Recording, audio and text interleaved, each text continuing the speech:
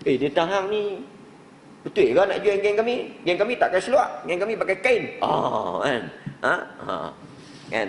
Tak ada dalam Islam, tak ada. Pasal tu Nabi tak pernah bercakap sangat bab pakaian ni kan. Okey. Kerana sesungguhnya manusia itu boleh memakai apa sahaja yang diharuskan oleh syarak, selagi mana tidak termasuk dalam perkara yang haram. Kan? Tidak termasuk dalam perkara yang haram. Sebab itu apabila ditanya kepada majlis fatwa para ulama, lajnah fatwa Arab Saudi, dia ni isu di Saudi lah, tapi kita boleh ambil iktibar lah. Dia kata apa?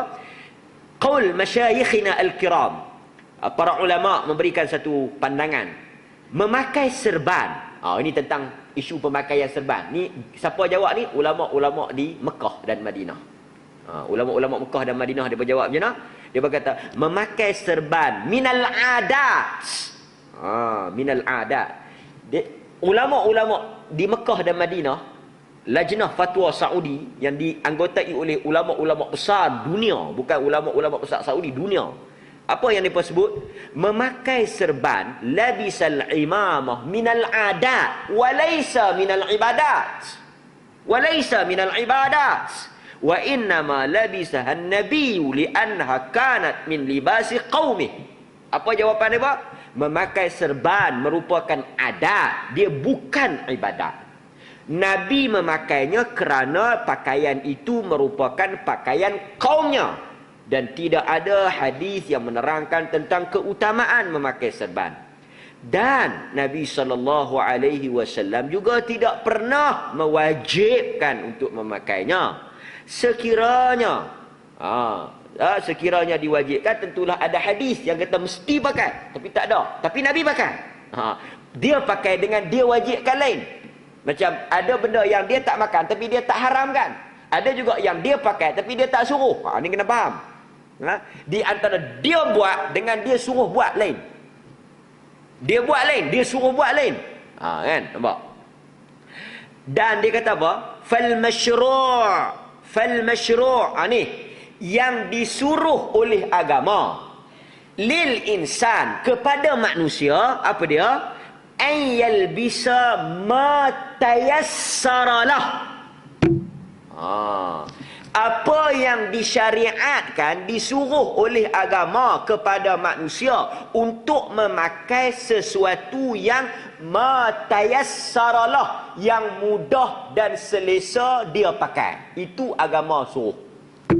Maknanya apa sahaja yang mudah, yang selesa untuk dipakai oleh dia ataupun penduduk tempat dia, maka itulah pakaian yang disuruh oleh syarak. Nampak? Okey.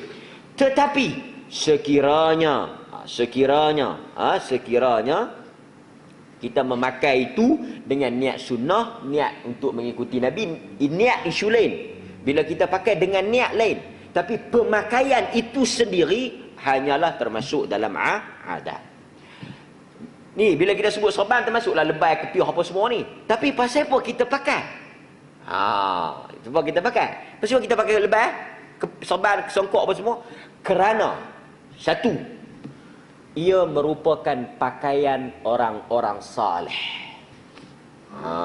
Dia merupakan ciri-ciri orang yang pakai itu belum tentu saleh. Kan? Duk kibak mutabak 7,5 tapi lebat. Kan? 7,5 orang duk bang, dia duk kibak mutabak lagi. Kita balik masjid, duk kibak lagi. Tapi apa dia kepiah? Kan? Yang nipu pun banyak kepiah kan? Tetapi pakaian itu kalau orang tengok, dia melambangkan kesalehan. Jadi benda-benda yang menampakkan kesalehan ni kita disuruh pakailah. Sebab dia memberikan satu kawalan. Kan? Kawalan. Kita kalau nak pergi beli nombor ekor, balik daripada masjid, kita buang kepiah. Kan? Balik daripada masjid apa, nak pergi beli ekor, kita buang kepiah tinggal. Menunjukkan kepiah tu dia memberi satu kawalan. Kan? Kita tak pakailah lebih pergi beratok nombor ekor. Tak elok lah. Kita buang dulu. Kan? Sebab benda tu dia memberi prevention. Satu langkah pencegahan. Kan? Kita pun bila pakai lebah ni ada benda-benda yang kita nak, abang tu pakai lebah buat malu. Itu antara sebab pasal apa kita disuruh pakai pakaian orang soleh ni.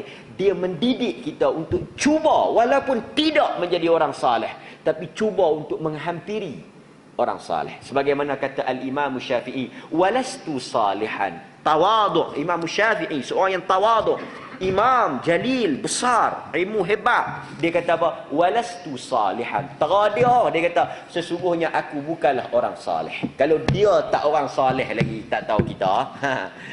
Al-Imam Syafi'i kata walastu salihan. Aku bukanlah orang salih. Dalam satu syair dia, tetapi aku mencintai orang salih.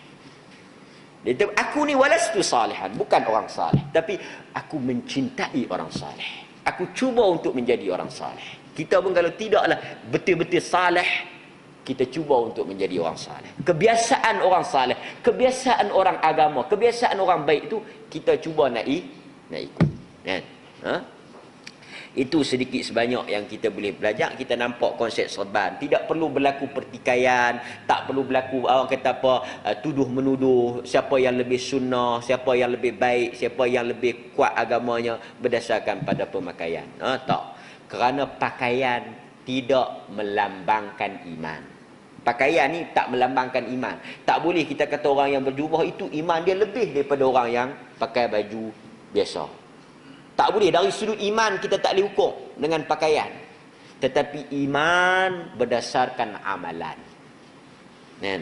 Iman dia berdasarkan kepada amalan.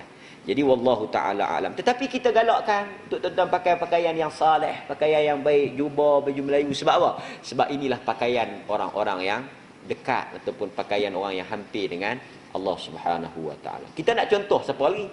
Kalau kita tidak mencontohi orang saleh, kita tidak meneladani orang-orang yang saleh, siapakah yang akan menjadi ikutan dan pegangan kita? Kan?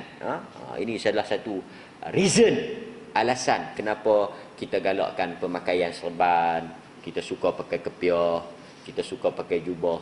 Kerana apa? Kerana dia mendidik kita untuk menjadi orang saleh. Kan? Dalam masa yang sama kita faham konsep pakai serban itu dari sudut agama. Apakah kedudukan dia? Wallahu ta'ala a'lam. Sallallahu ala nabiyyina Muhammad. Walhamdulillahi rabbil alamin. Kita akan sambung balik tazkirah zuhur kita hari Isnin hingga hari Khamis, insya-Allah.